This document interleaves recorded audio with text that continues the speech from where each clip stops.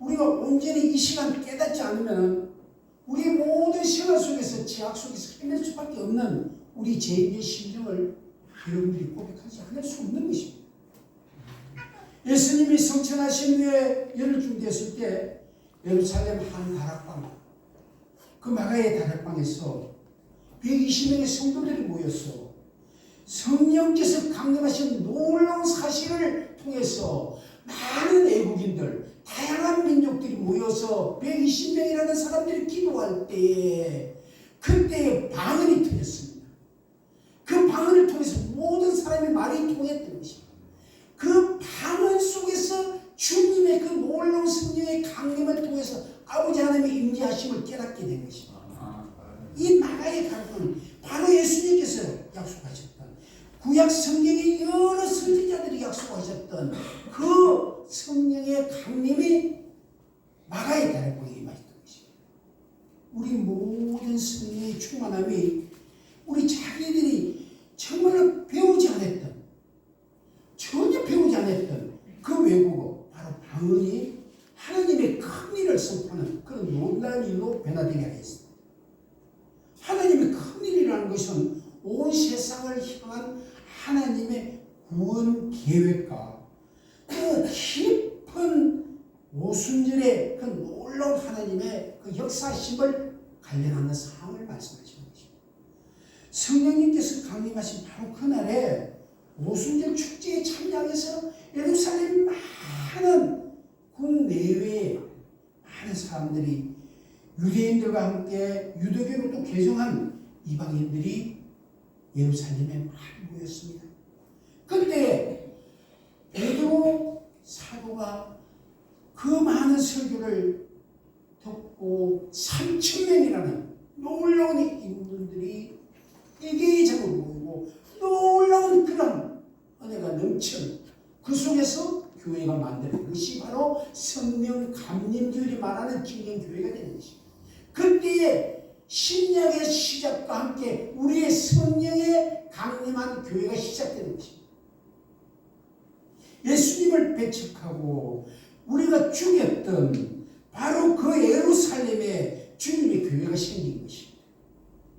그래서 성령 강림은 이 바로 성령 강림주일은 신약의 첫 교회가 세워진 그런 기념비적인 날이라고 우리가 말할 수 있는 것입니다. 이 성령 강림주일은요, 우리가 실수로 놀라운 그런 절기라는 것을 깨달아야 되는 것입니다.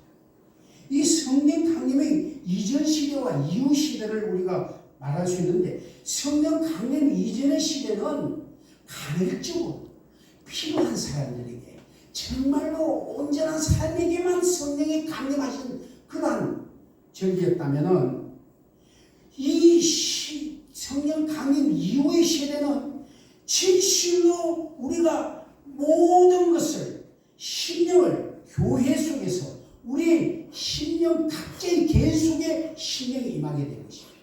이 놀라운 성령 강림 이후의 시대를 성령의 시대라고 우리는 말합니다. 그래서 우리가 지금 현재 이 교회에 또 우리가 각자의 처소에서 우리가 기도할 때 놀라운 주님의 그러한 임재하심을 깨닫고 우리가 아버지 하나님께 주여 주여 하게 부르시는 그러한 음성을 듣게 되는 것이 성령 강림이라는 것입니다. 성령 강림은 성령님께서 성령의 성도의 우리 각자의 성도의 신령과 교회에 내주하는 그런 이유와 목적이 뭐겠습니까? 사도행전 1장 8절에 따르면 성령님께서 내주하시는 가장 중요한 이유와 목적은 예수님이 정인이 되라는 것입니다. 우리가 받은 성령을 세상에 나가서 예수의 정인이 되라는 것입니다. 그럼 예수의 정인이 되기 위해서는 우리는 뭘 해야겠습니까? 예수의 성품을 닮아야 되는 것입니다. 예수님의 그러한 선교적인 사역을 닮아야 됩니다. 예수님의 성품을 닮는 것은 예수님의 그 성품의 열매를 우리 속에 임하게 해 주시고 그 성품의 열매를 맺게 하는 것이 중요한 것입니다. 우리가 성경의 열매, 성품의 열매라는 게 뭐겠습니까? 성품의 갈라디아서 5장 22절에서 23절에 나오게 되는 것이 뭐냐면은 우리가 이 사랑이라는 거, 희락이라는 거, 화평, 오래 참음, 자비, 양성, 충성, 온유, 절제, 이 9가지의 열매가 성품의 열매라는 것이죠. 이 9가지의 열매를 우리 속에서 담아주고 이것을 통해서 아버지 하나님의 그 성품을 닮아가는 그 노력을 기울여야 된다는 것이죠.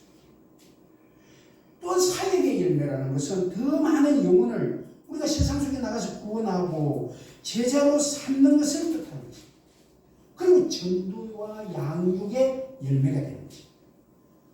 그래서 우리가 이런 것을 종합하면 성품의 열매와 사역의 열매를 풍성히 맺기 위해서는 성령님의 역사가 절대적으로 필요한 것입니다.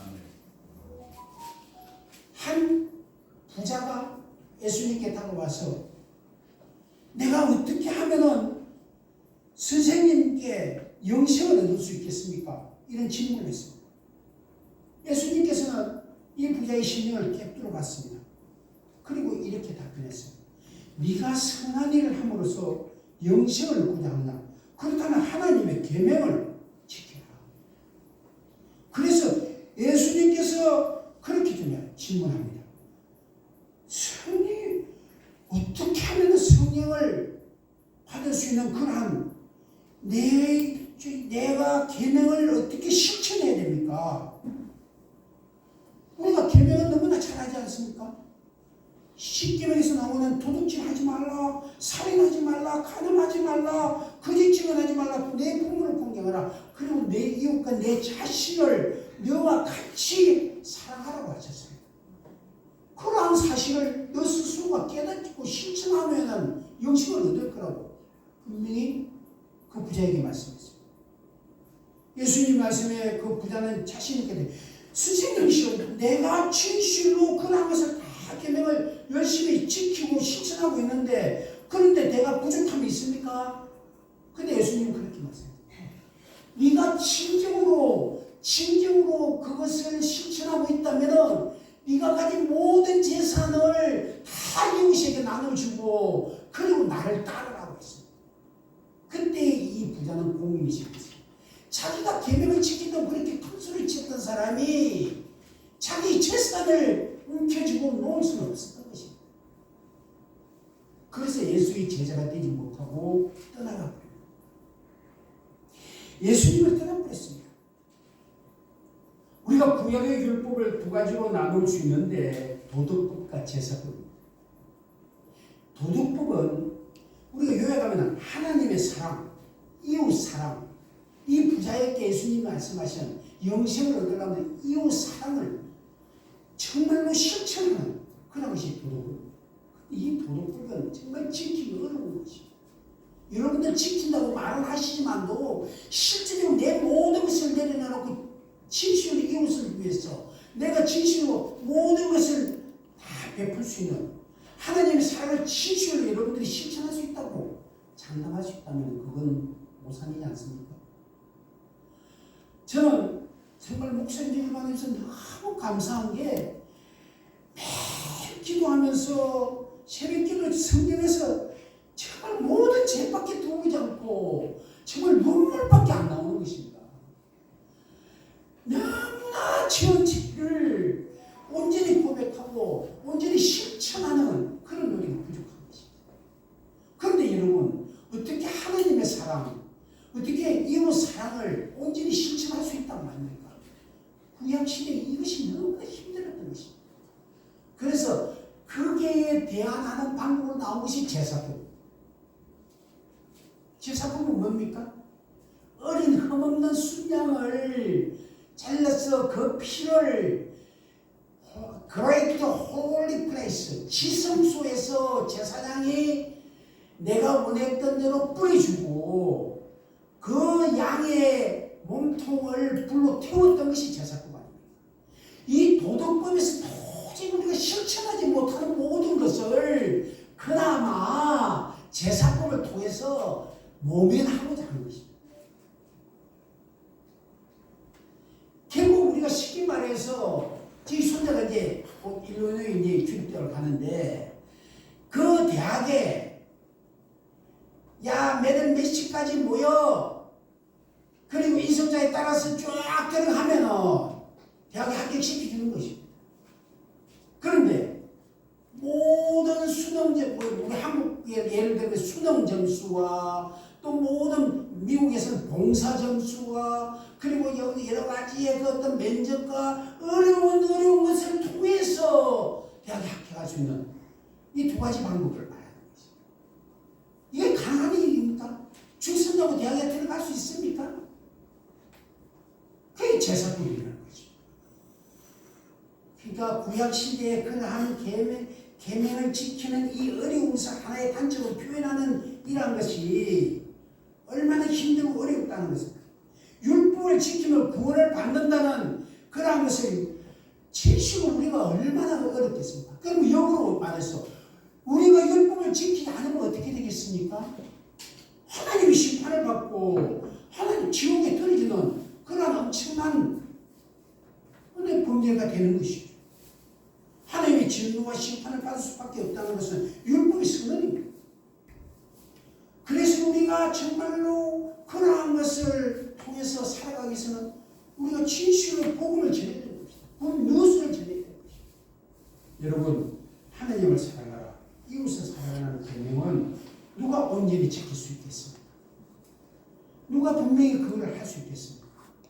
이 율법의 요구는 너무나 엄중하고 어떤 인식도 온전하게 지킬 수 없습니다. 금방 예를 들었던 부자의 그런 사례도 그렇지 않습니까? 지킬 수 없는 겁니다. 정말 계명을 그렇게 지키면서도 자기가 가졌던 이거를 놓치지 못하는 것입니다.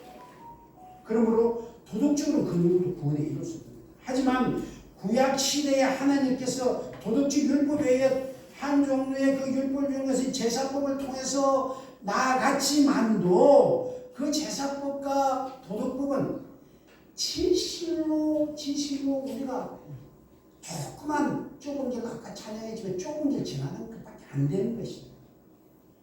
그러한 이 속죄제를 통해서 도덕법을 지키기는 불가능하지만 제사법은 너무나 쉽게 지나가는 그러한 노력을 했지만도 그러한 것을만 가지고 통하지 않는 것이 구약을 통해서 나타나는데 하나님의 그러한 것을 이제는 예수를 통해서 예수의 성자를 보내서 십자가에 못 박게 하시고 그 십자가에 못 박힘을 통해서 우리가 구원의 역사를 얻게 되는 것입니다. 그러한 것을 통해서 우리가 새로운 언약에 새 언약, 성경에 방금 우리가 낭독한 새 언약을 받게 되는 것입니다.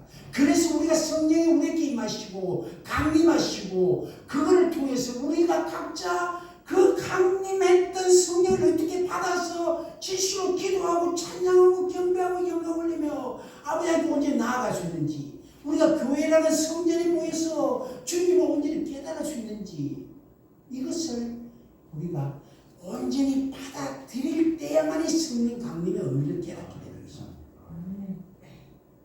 이 성령 강림이 그래서 중요한 것입니다. 우리가 데살로니가 9장 15절에 보면 이런 말씀입니다. 성령을 소멸하지 말라는 겁니다. 성령을 소멸하지 말라. 너희는 그 받은 성령을 소멸하지 말라는 것은 성령을 우리가 받은데도 그것을 온전히 실천하지 못하고 그것을 온전히 우리가 주님 앞에 하는 그런 노력이 부족하다는 것이죠. 우리는 누구든지 성령을 받습니다. 성령을 받기는 잘 받았는데 그것을 오용하고 남용한 사람들이 얼마나 많습니까? 박태승이라든지 박옥수라든지 그 사람이나 우리나 다 같이 성령을 받았는데 처음에는 그 사람들이 성령을 정말 너무나 감동적으로 받았지만도 그것을 어떻게 했습니까? 남용하고 오용하고 잘못된 길로 가버린 거 아닙니까? 우리는 온전히 받은 성령을 받고 그 받은 성령을 온전히 실천하는 그런 믿음의 행복한 교회 성도들 되기를 온전히 주님 앞에 축원합니다. 이것을 오늘 여러분들이 결단해야 돼요. 분명히 마음에 결단해요. 진실로 주님 이 받은 성령을 내가 온전히 실천하고 이웃 앞에 사랑하는 그런 노력을 기울이는 그런 아버지 아버지 하나님의 백성 되게 하여 주시옵소서.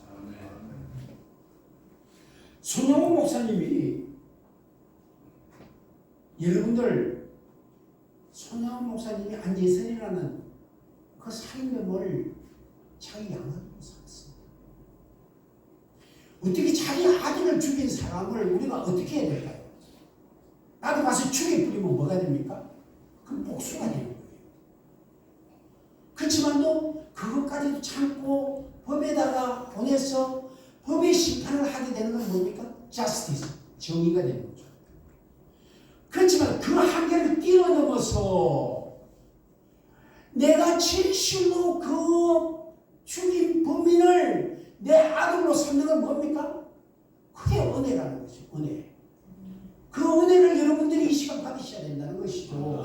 하나님이 예수님을 십자가에 못 박게 죽으심으로써 진정으로 우리에게 하나님의 아들과 하나님의 자녀되게 만들어주신 거 아닙니까? 그 놀라운 축복을 여러분이 왜 버리려고 그러십니까? 왜 받아들이지 않으려고 그러십니까? 저는 오늘 이 시간 이 메시지를 전해서 많은 고민을 했습니다. 과연 나는 똑바른 인간인가? 나는 정말 진정하게 이 강단에서 여러분에게 이 메시지를 전할 수 있는가? 여러분과 나와 다 같이 실수로 무릎 꿇고 성령을 온전히 받아들이고 하나님이 그 아들을 죽인 복수하지 않고 법에 맡겨서 심판하고 정의로 구현하지 않고 온전히 자녀 삼아 주신 그 은혜의 축복을 여러분들이 이 시간 다시 한번 여러분 가슴 속에 받아들이는 그런 놀라운 축복이 함께하게 바랍니다. 아멘. 이거는 놀라운 은혜입니다. 놀라운 축복입니다. 진실로 제가 정말 목회를 안 받았으면 저도 이 메시지를 어떻게 알았을까 정말 깨닫지 못했을 것 같습니다. 눈물 나고 저는 이제 다음 주에는 이제 기도원에 금식으로 올라가려고 하는데 지금 제가 많이 추고 세상에 안 해본 일이 뭐 있겠습니까? 온갖 교만함. 내가 청와대 20년, 교수 20년, 이 놀라운 축복, 이 교만함, 이 오만함, 온갖 온탕과 냉탕을 그 했던 그 모든 것들, 내가 정말 세계가 그게 안 가본 데 어디 있겠습니까? 그건 인간적이고 세상적인 것밖에 안 되는 거였습니다. 그걸 깨닫지 못했던 거예요. 하나님이 자기 아들을 죽이시고 너를 자녀 삼게 해주신 그 축복을 몰랐던 겁니다. 기도할 수밖에 없어요. 진실로 주님의 그 놀라운 축복을 다시 한번 깨닫고 우리가 받아들이는 그런 놀라운 은혜를 여러분과 나와 함께 나아가는 주님의 은혜로 함께 해주시기를 간절히 기도드리겠습니다. 아멘. 그러므로 행복한 우리 교회 여러분, 하나님의 사랑을 놀리지 이해하려고 하지 마십시오.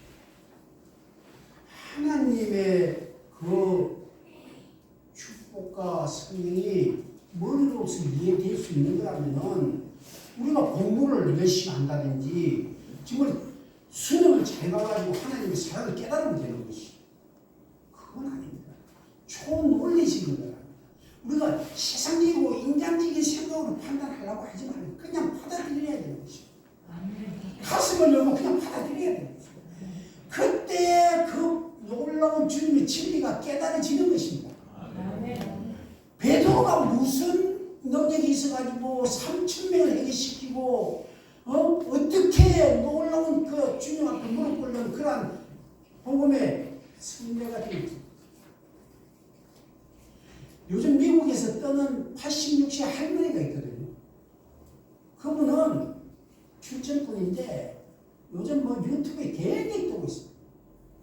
그분의 간증을 들으면요, 미국 전역에 안 가는 데가 없는 정도로 굉장한데 그 사람은 공부도 많이 한 사람이 아니에요. 근데 어떤 권사님 따라가가지고 춘천경찰서장이 부인이 이 말씀에 놀라운 은혜가 있다 해가지고 그걸 추천했는데 근사님 무슨 말씀 전하죠? 그냥 이야기해. 그냥 이야기하랍니다. 그러니까 아멘 하더라는 거예요. 그러니까 자기 입이 나오는 것이 자기 생각이 아니라 그냥 하나님의 음성 그대로 전해버리는 거예요. 지금도 그분의 그 어떤 그 논리 구조를 보면요. 그렇게 응성할 수가 없어요. 그런데 그 속에 뭐가 있다는 것이죠? 성령이 임재하신다는 것을 느끼는 거예요. 성령이 임재하신다. 그분이 그 간증하는 게 이제라니 어떤 사람은 이단이라 부르기도 하고 뭐 여러 가지 말은 있지만도 제가 보기에는 이단이기보다는 조금은 어떤 성경적인 지식, 남편이 목회자지만도 자기가 그 성경적인 어떤 신학적인 지식에 접근을 안 해서 그렇지 그러한 메시지 속에서는 분명한 주님의 정가심이 있다는 것이죠. 여러분들 공부를 잘 해가지고 정말 세상으로 교수해가지고 그래서 주님을 증거하고 간증하고 우리가 정말 받아들일 수 있는 그런 성령의 축복이 있겠습니까? 누구든지 하나님은 누구든지 그 성전 앞에 정말로 구분하는 그 안전병이 있게 또 정말 학식이 높은 그런 학자에게 절망은 죽음이라고 그렇게 한데도 구원의 역사가 놀랍게 일어난다는 사실을 우리는 깨달아야 되는 것입니다. 여러분들 오늘 이 성령 강림주를 저는 정말로 감동적으로 이 메시지를 준비했습니다. 정말 이 놀라운 성령의 감동을 그동안 왜 알지 못했을까? 왜 깨닫지 못했을까? 왜 지나쳤을까? 그래서 성령 강림은 정말로 주님의 그 사랑의 넓이와 길이와 높이와 깊이를 깨닫게 해야 하는 것입니다. 그것은 살아가면서 두고 우리가 매일매일 깨달아야 된다는 것입니다. 우리가 요즘 텔레비에서 백방기행 그 허영만의 백방기행 얼마나 많이 저는 어디 가면 막 그거 찾아가지고 거짓말 찾아가지고 왔는데 삼시세끼는 꼭꼭 잘 찾아먹고 좋은 거 먹고 막 하려는데 왜 성령은 삼시세끼처럼 챙겨 먹지 못하느냐는 것이죠.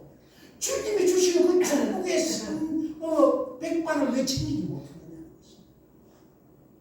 이것은 우리가 받은 축복을 발로 차버린다는 것과 똑같은 것입니다. 성령 축복을 그 깊이와 높이와 넓이와 그 놀라운 그러한 것을 우리가 재려고 하지 마십시오. 그냥 받아들이자는 것이죠. 마음을 열자는 것이죠. 저는 정말로 지나가면서도 저번에 제가 간증했다시피 옛날에 보지 못했던 그러한 현상들을 너무나 많아요. 지하철에서 앉아있는데 귀신이 나한테 나오는데 물러가라 해도 안 물러가는데 책에서 그냥 가방에서 성경책 꺼내고 물러가라 하니까 그 귀신이 물러가더라는 거예요. 그러한 놀라운 축복을 왜 이제나 깨달았냐면 저는 정말로 한심하기 짝이 없어요. 오늘 이 시간 다시 한번 여러분과 함께 사랑이 한껏 채워지는 그런 놀람을 여러분과 제가 갈망합니다. 우리는 사람의 사랑을 그처럼 갈구하는 어떤 하나님의 사랑에는 그렇게도 무관심할 수 있습니까? 하나님의 사랑 없이는 얼마든지 잘 살 수 있는 것처럼 자신만만합니다. 그렇다면 그것이 바로 교만입니다. 저는 제 감정으로 교만했거든요. 하나님이 자신의 축복이 얼마나 많았어요. 저는 시골에서 정말로 아주 시골로 우리 아버님이 학교 배당을 하실 때 너는 내가 별장인데 다른 데 가지 말아요. 그거 고등학교 했습니다. 그 시골에서 하고 또 옛날에 애비고스를 우리는 어떻게 서울 뭐 경남 이 두 군데 신청해가지고 그거 합격한 거예요. 서울이 때려지고 경남만 됐어요. 그러다 겨우 대학을 들어갔어요. 하나님 대학을 그 고등학교에서 대학 들어간 사람이 2사람이었다니까요. 내 같은 무지 한 놈을 그렇게 고등학교에서 그 고등학교에 대학을 이어주더라니까요. 그 대학을 졸업하고 장교로 간 거예요. 장교를 갔는데 또 하필 특전사 그 어려운 데를 갔습니다. 그 특전사를 통해서 주님이 또 축복해주는데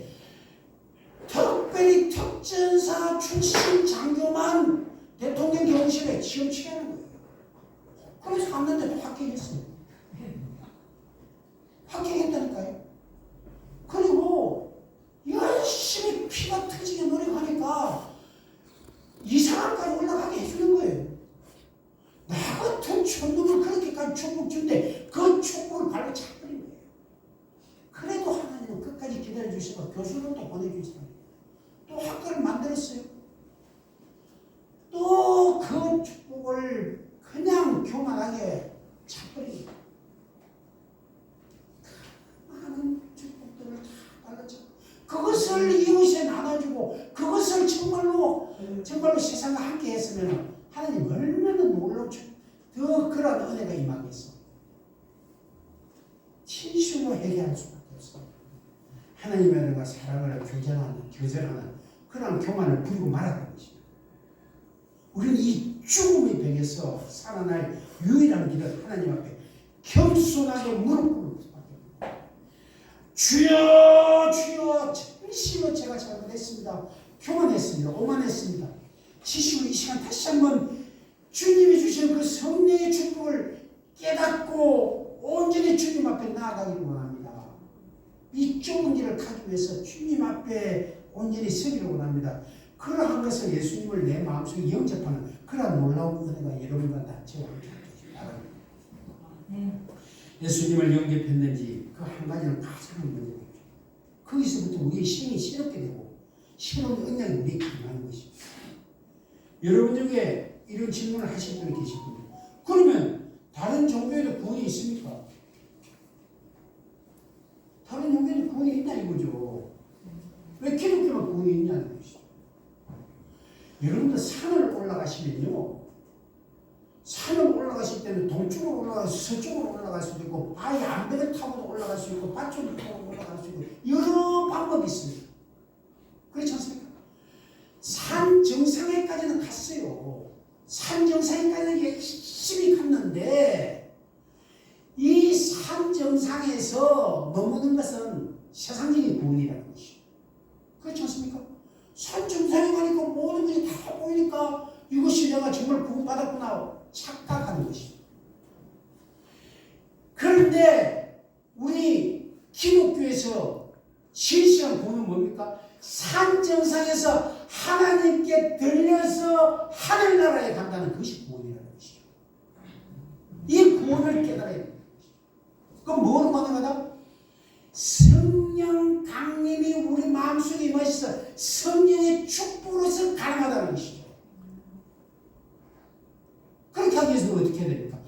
매일매일 삼시세끼 꼭꼭 챙겨 먹는 것처럼 여러분들이 성령 받았던 그 충만함을 무릎 꿇고 하나님 앞에 온전히 고백하고 기도하고 찬양하고 경배하고 영광 돌리는 그런 열심히 많으니 하나님의 하늘나라의 구원의 역사가 이루어진다는 것을 깨닫자 이겁니다. 할렐루야. 이 성령 강림으로 저는 정말로 너무 감사하게 생각하고 여러분 중에 이런 질문하신 분들의 산 정상에만 생각하지 말고 산 정상에서 진실로 하늘나라에 부름받는 들림 받을 수 있는 휴거의 역사가 여러분들과 저에게 임하기를 간절히 하나님께 축복드립니다.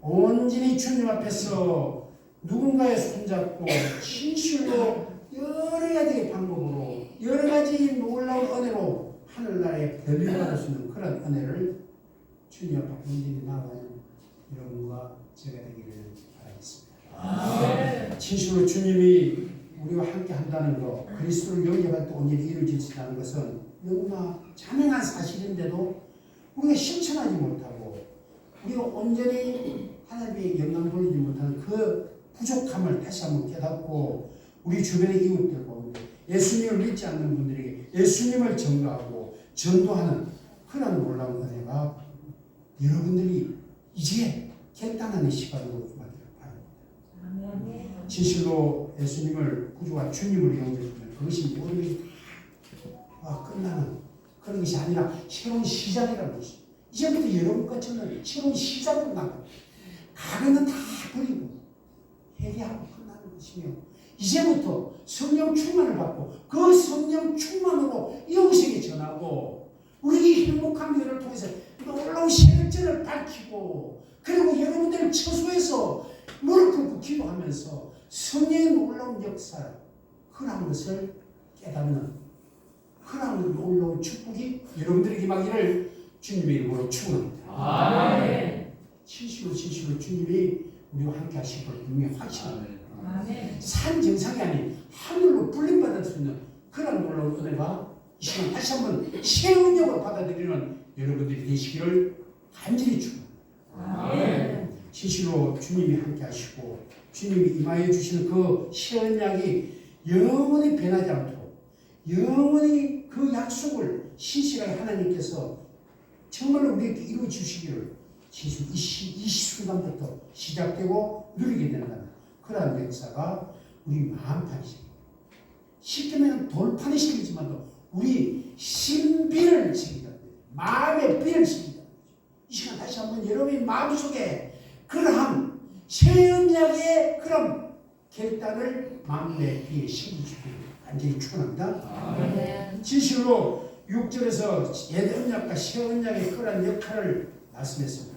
돌에 새긴 그러한 혹은 우리를 죽인다고 했지만도 새 언약을 받아서 성령님이 우리 마음에 새긴 새 언약은 심령으로 받아들이고 신비를 새기는 그런 노력을 여러분들이 하실 때 놀라운 주님의 그런 인자하심과 함께 하늘의 불림을 받을 수 있다는 것을 오늘 이 시간 다시 한번 깨닫는 여러분들이 되시기를 바라면서 주님의 그 영광스러운 행상을 받게 되는 여러분들과 제가 되기를 간절히 축원드립니다. 다시 한번 마무리하면서 진실로 주님의 성품을 담고 주님이 함께하는 그런 은혜가 여러분들과 제게 임하기를 간절히 바라면서 성령 강림의 놀라운 축복이 여러분들 속에 임하기를 간절히 간구합니다. 기도하시겠습니다.